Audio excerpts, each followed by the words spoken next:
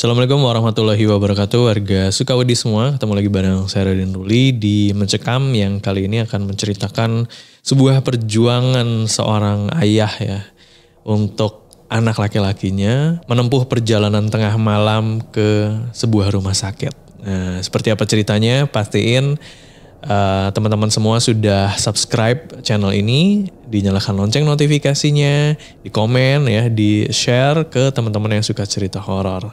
Ini dia Mencekam, menceritakan email kamu.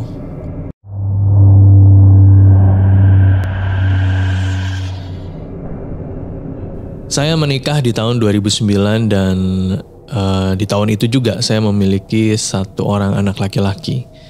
Saat itu anak laki-laki kami sering sekali sesak nafas ya. Biasanya kalau udah mulai batuk, pilek, nah itu tuh mulai tuh sesak nafasnya. Dan di tahun itu kami belum begitu mengerti ya kalau ada alat semacam nebulizer yang biasa digunakan di rumah. Jadi kalau malam kan nggak harus pergi ke UGD ya. Memang sebenarnya alat itu ada, cuma mungkin masih mahal kali ya. Dan hal itu benar-benar menakutkan untuk kami. Ya kadang saya dan istri itu sudah bersusah payah untuk menjaga kondisi dan makanannya. Tapi ya tetap saja ya 1 bulan sekali itu pasti anak saya ini kena batuk pilek dan sesak nafas. Biasanya kalau ada uang kami memang mengajaknya ke dokter anak untuk periksa dan mendapatkan obat. Tapi ya kalau lagi nggak ada uang ya ke puskesmas aja. Tapi kan puskesmas itu bagus ya memang sekarang ya. Tapi entah ya di daerah saya aja atau di daerah teman-teman juga. Dulu zaman itu ya puskesmas tuh pelayanannya masih ya bisa dibilang tidak sebaik sekarang gitu ya. Gak tahu kenapa setiap periksa di puskesmas itu gak pernah diperiksa sama dokternya ya. Paling cuma sama stafnya aja. Dan pemeriksaannya pun kayak nggak disentuh gitu pasiennya. Padahal belum zaman COVID ya waktu itu ya. Obatnya juga, ya ini jadi ngomongin puskesmas ya. Pokoknya kurang baik lah puskesmas pada masanya. Dan kalau ke IGD itu cukup dibilang jauh ya jaraknya. Kalau anak saya kerasa sesak itu kejadian sering sekali malam hari. Mau gak mau dibawa jauh dan saya waktu itu masih menggunakan sepeda motor. Waktu itu tibalah di suatu hari anak saya ini terasa sesak ketika tengah malam.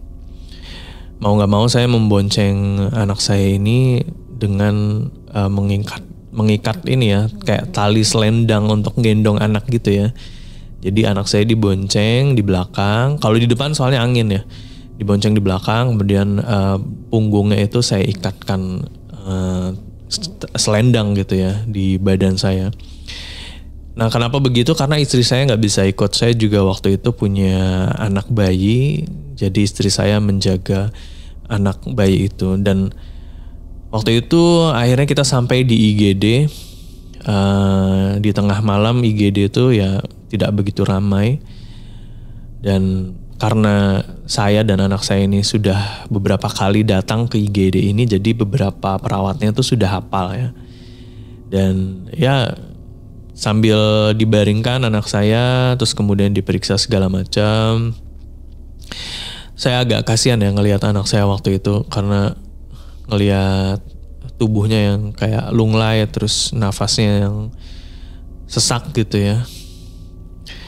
Nah terus kemudian di tengah sesaknya anak saya yang lagi berbaring ini, setelah diperiksa, kemudian anak saya nanya nih, ibu mana? Katanya gitu.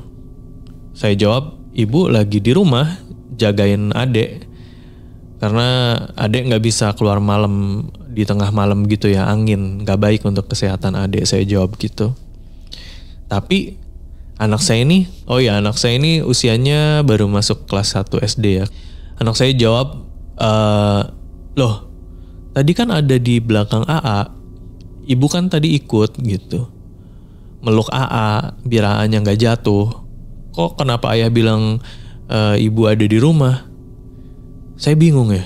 Saya gak mau memperpanjang pembicaraan mengenai hal itu.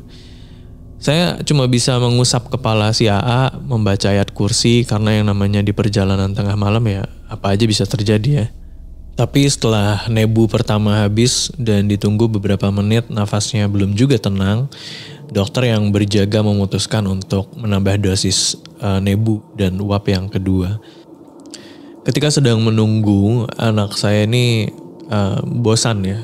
Dia minta dipangku, kemudian pandangannya itu nggak tahu kenapa selalu aja menuju ke tempat pintu kaca rumah sakit ya. Pintu kaca itu pintu masuk. Dan anak saya bilang gini, nah itu ibu ya. Terus kemudian saya ngelihat ke pintu kaca itu, saya nggak melihat apa-apa di pintu. Kemudian anak saya langsung saya dekap ya, saya peluk sambil saya baca sholawat. Nah karena terus-terusan anak saya ini nyebut-nyebut ibunya di pintu itu ya, saya penasaran nih. Ya memang mungkin aja istri saya ini diantar sama sepupunya karena penasaran dengan kondisi anak laki-lakinya gitu kan. Ya akhirnya saya tanya lagi nih ke anak saya nih. Emang bener beneran ibu yang kamu lihat itu? Dan anak saya, laki-laki saya ini mengangguk. Terus saya jawab lagi kan, nggak mungkin sih kalau ibu kesini, ibu kan lagi jaga adik. Enggak ya, anak saya tetap membantah ya. Ibu juga bawa adik kok, gendong, kata anak saya gitu. Dan jawaban itu membuat saya terkejut. Saya langsung pinjam telepon ini ya, rumah sakit untuk ngubungin istri saya yang kebetulan waktu itu masih belum tidur.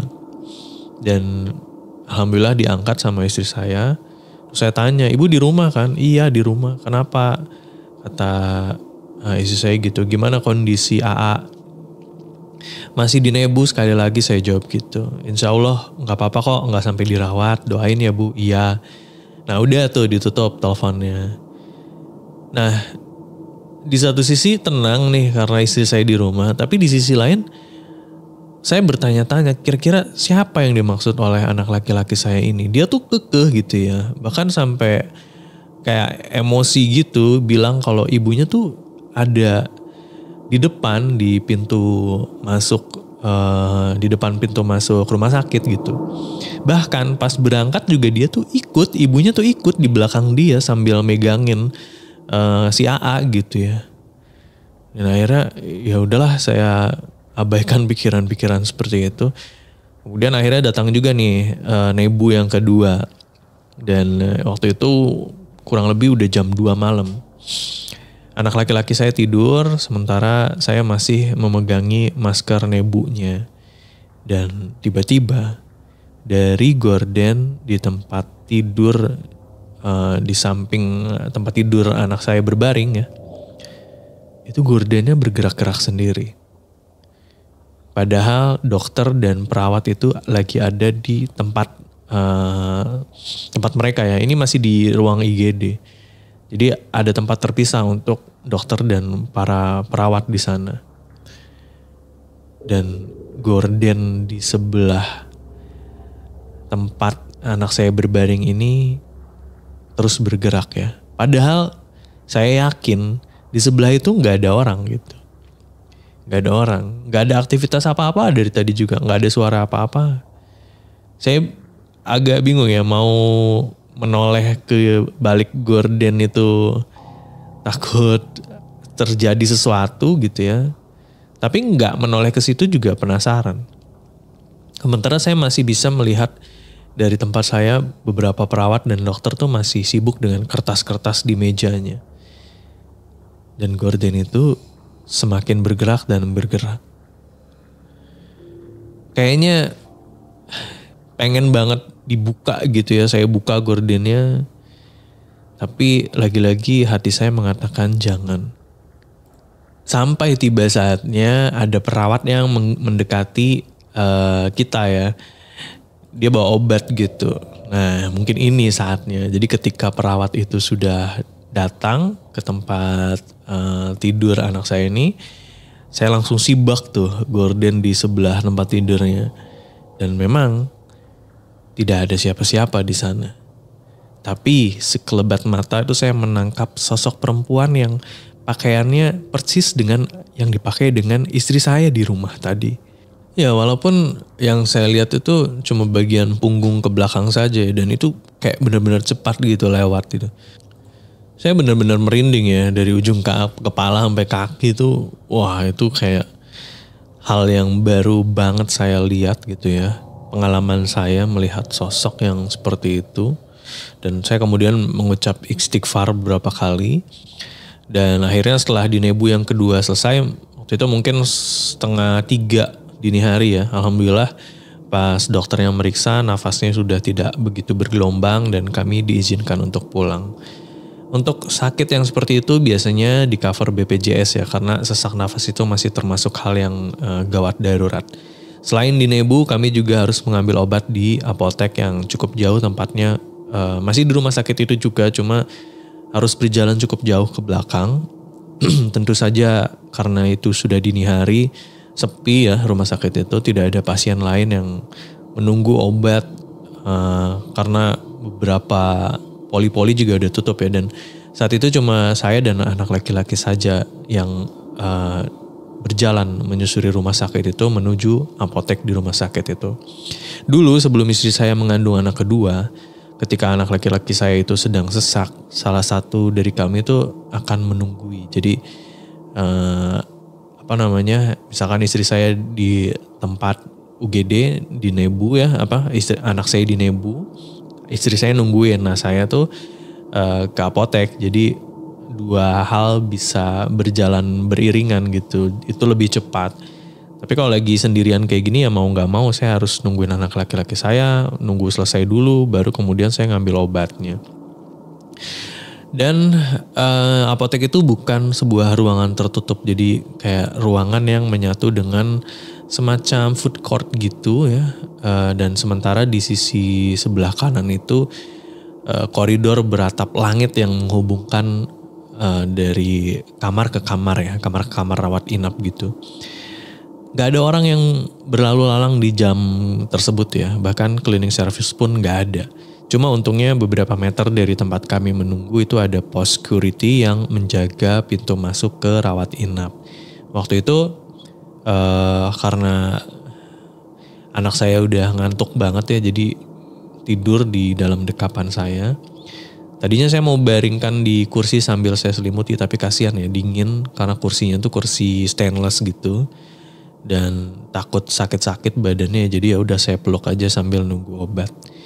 Dan memang angin dingin waktu itu cukup berhembus ya, menembus tulang gitu ya.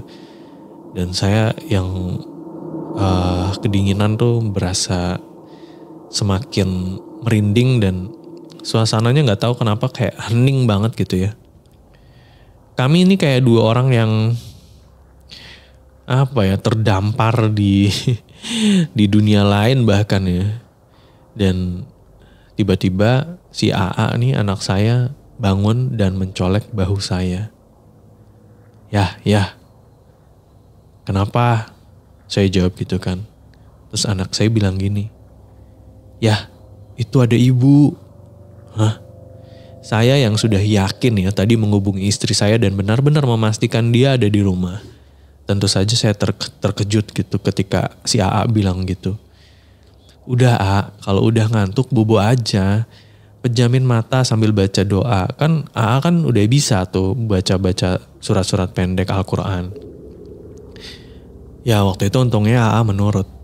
Kemudian gak lama sekitar setengah jam, akhirnya obat itu udah didapat dan saya kembali berjalan lurus menuju ke tempat parkir.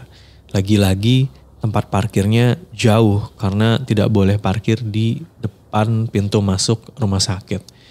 Pekarangan rumah sakit itu sangat redup ya pencahayaannya. Mereka tidak memasang banyak lampu, cuma lampu-lampu jalan. Dan di sisi sebelah kanan itu di bawah pohon-pohon yang sangat besar, pohonnya tuh pohon tua ya, itu usianya udah mungkin bisa sampai ratusan tahun mungkin ya, pohon beringin tua gitu. Dan itu menambah suasana jadi semakin mencekam. Saya menggendong anak saya nih sambil agak sedikit berlari ya, sambil qomat kamit, baca zikir, baca doa, dan Ya, alhamdulillah sampai ke tempat parkiran, saya melanjutkan bawa motor untuk kembali pulang ke rumah. Sementara anak saya ini digendong ya seperti gendongan bayi, dan posisinya nggak kayak waktu berangkat ya di belakang, ini posisinya di depan. Saya gendong pakai tali selendang gitu. Ya memang agak susah untuk digendong ke belakang karena anak sayanya sudah tidur gitu.